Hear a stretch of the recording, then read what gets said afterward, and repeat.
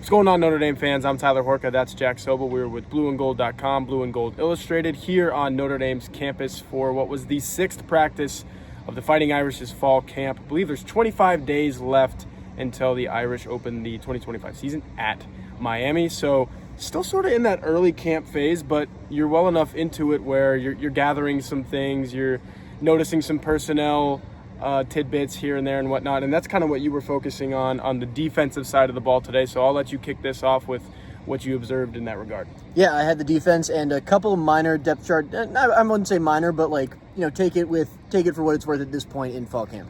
In individual defensive line drills, we saw Bryce Young working with the first team at defensive end. It was Young, Jason Onye, Gabriel Rubio's not at practice. We'll get to that later. Donovan Heinisch and Boubacar Traore they were kind of doing 4 across, get off drills. That was the first group. So again, take it for what it's worth, but I thought that was notable. It was Joshua Burnham, who of course will play a ton regardless of who starts. But Bryce Young, I mean, he looks explosive at 6'7". I've been on this one, Jack. Yeah, you've been on this one. He looks pretty dang explosive right now. So obviously a good sign for Notre Dame there.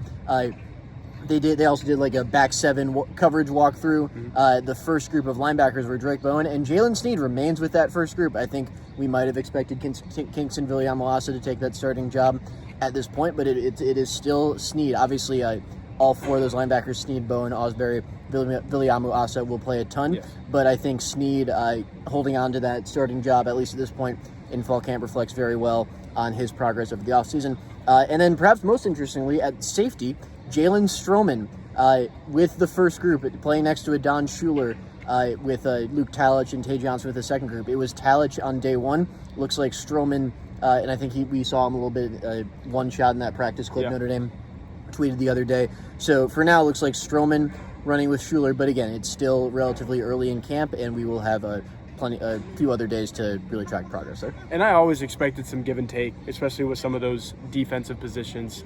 Like, I've been beating the Bryce Young drum, but I would not have been shocked if Joshua Burnham runs out there first against Miami. Still wouldn't be shocked if Joshua Burnham is one of those first defensive ends on the field against Miami.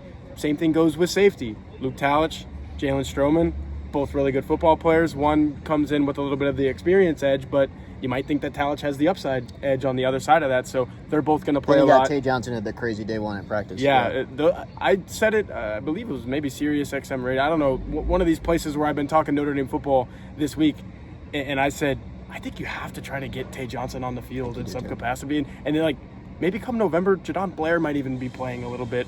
He's definitely going to play in the blowouts, and you guys are going to see him and be like, oh my gosh, this guy is a unicorn. He's special. That's just kind of where Notre Dame is at defensively right now. And then you mentioned the linebackers as well.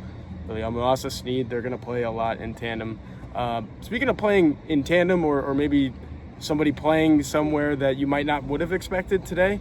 So Sullivan Absher was taking mainly mental reps today. And I didn't really follow up with Notre Dame on this in the way that we followed up on a couple other guys that we're going to get to here in a minute. But the reason I didn't is because he was fully suited. He was wearing a helmet. He was literally going through mental reps as the guy in front of him, who was Chris Tarek, by the way, which was interesting to me at right guard, was actually doing the individual drill working right next to Emil Wagner, who's obviously the right tackle.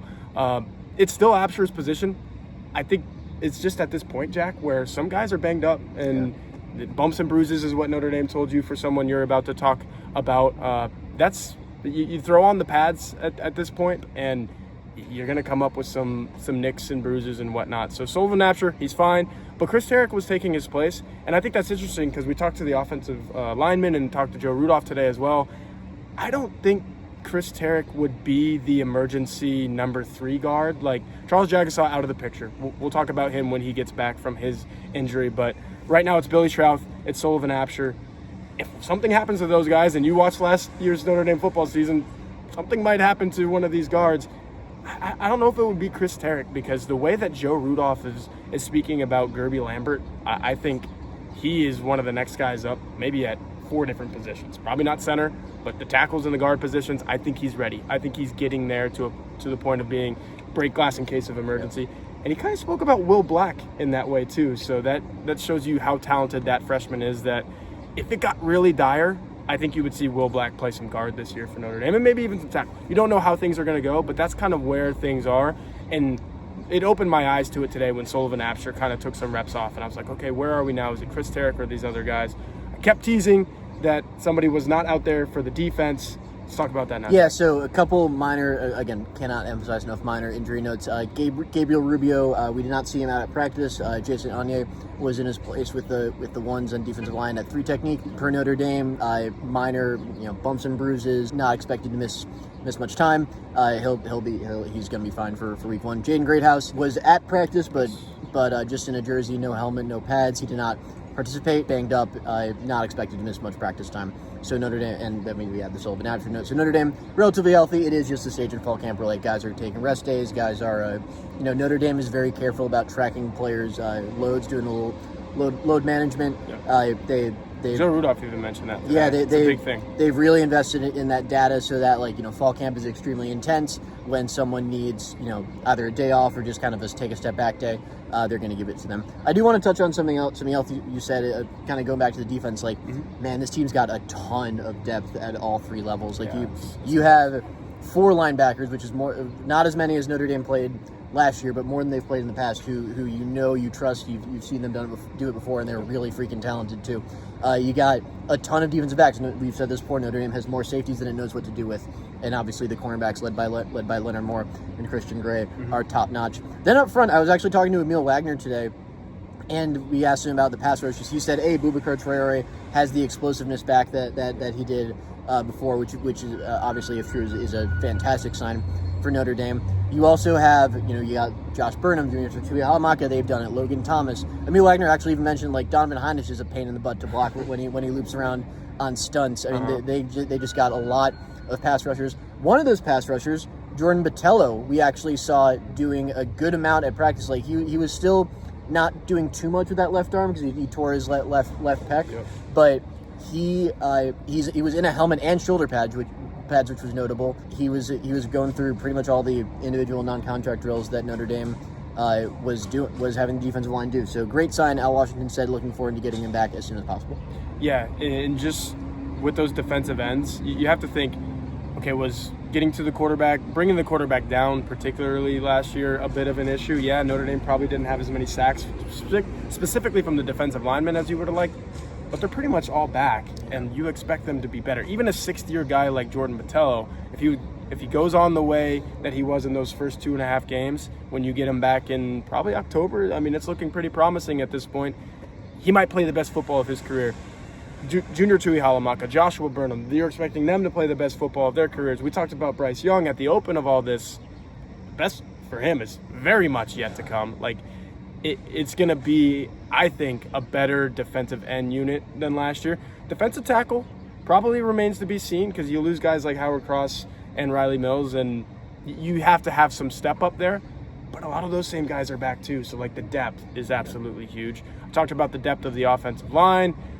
Just kind of finishing this with some of the things that I saw from offense. The depth is there at running back, and particularly today, this is one of those instances where you kind of feel how much Notre Dame has in that room. Is a lot of running back out of the backfield passing game work today. Slip screens.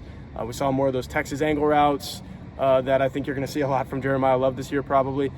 But the point is, Nolan James Jr. looks tremendous as a pass catcher and someone that could come out of the backfield, and you're probably never going to see that this year because he's the 6th guy in the running back rotation. Aeneas Williams on kickoff and punt return, specifically punt return, right, is where he's working in with some other guys there.